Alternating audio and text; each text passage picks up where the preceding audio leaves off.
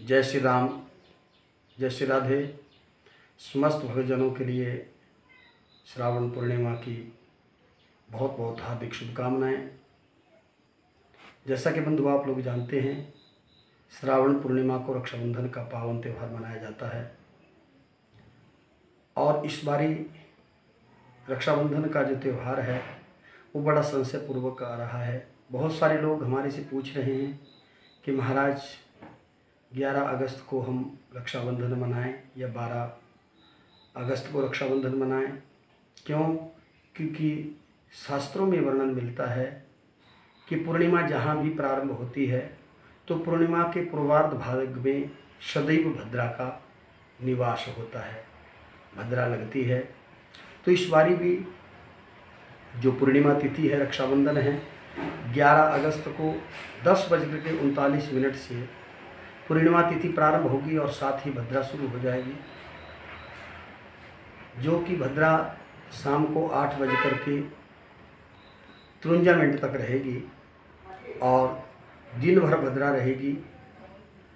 तो शास्त्रों में ये निर्णय मिला है, शास्त्र कहते हैं कि भद्रायाम द्विना कर्तव्या श्रावणी फाल्गुनी तथा। भद्रा में विशेष करके श्रावणी और फाल्गुनी पूर्णिमा को नहीं मनाना चाहिए। और इस बारी भी पूरा दिन भर रक्षाबंधन का त्यौहार भद्रा में ही आ रहा है, तो भद्रा में रक्षाबंधन करना चाहिए या ना करना चाहिए।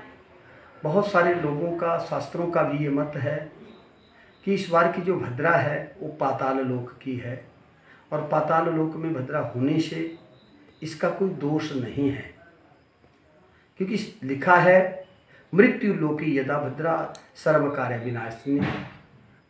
भद्रा यदि मृत्यु लोक में हो तो इसका दोष ज़्यादा होता है। अब पाताल लोक में है, लेकिन फिर भी भद्रा तो भद्रा ही है। भद्रा में भद्रामुखी सूयो याति क्रोश में न गच्छति, ऐसा भी शास्त्र में प्रमाण मिलता है कि भद्रा में जो किया हुआ कार्य है वो वैसे ही नष्ट हो जाता है, जैसे समुद्र में नाव पलट जाती है, कुछ शेष नहीं रहता। तो इसका एक भय, एक डर आम आदमी में बना रहता है। भद्रा के नाम से यूं ही हम आप लोग डरते हैं। और ये जो भद्रा है ये सूर्य नारायण की पुत्री शनिदेव की बहन है। जैसे शनिदेव क्रूर दृष्टि से हम आप लोगों को प्रताड़ित करते हैं, दुखी करते हैं, तो लोग डरते हैं शनिदेव से भी और इस भद्रा के नाम से भी डरते हैं। तो इसके लिए अब हमें किस समय रक्षाबंधन करना चाहिए? तो बहुत सारे विद्वानों का भी ये मत है कि 8:53 पर जैसे ही भद्रा समाप्त हो जाए, उत्तरार्ध भाग हमारी पूर्णिमा का प्रारंभ होगा, तो प्रदोष काल 9:50 तक रहेगा।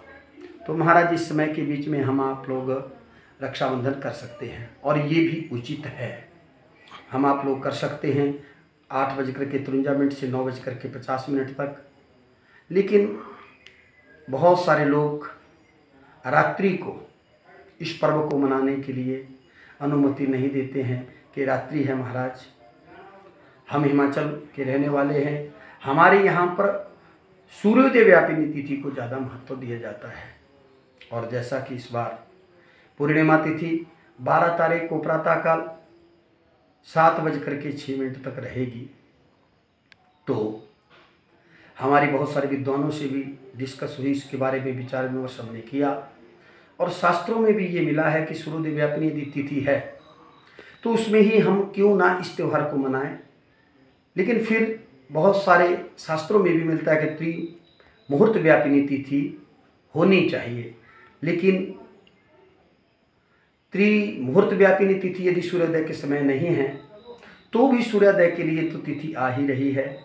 क्यों ना हम इस पावन त्यौहार को 12 तारीख को प्रातःकाल 7:06 तक, जब तक पूर्णिमा तिथि रहेगी उस समय तक मनाएं और इसका आनंद लें।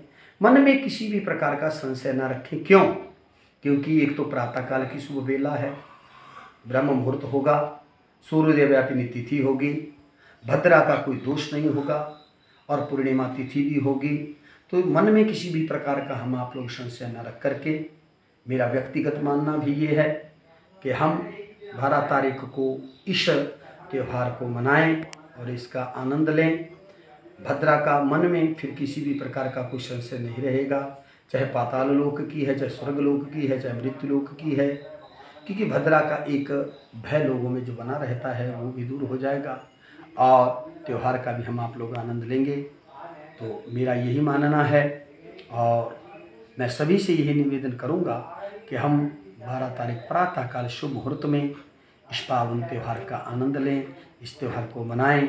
भाई बहन का ये पवित्र त्यौहार है और भगवान करे, मेरी तो यही परमपिता परमात्मा से प्रार्थना है कि भगवान सभी के लिए इस त्यौहार को हर्षोल्लास से मनाएं और सभी के घर में अन्न धन सुख समृद्धि हो, सभी समाज सारा विश्व शांति फैले और आपस में भाईचारे से रहे।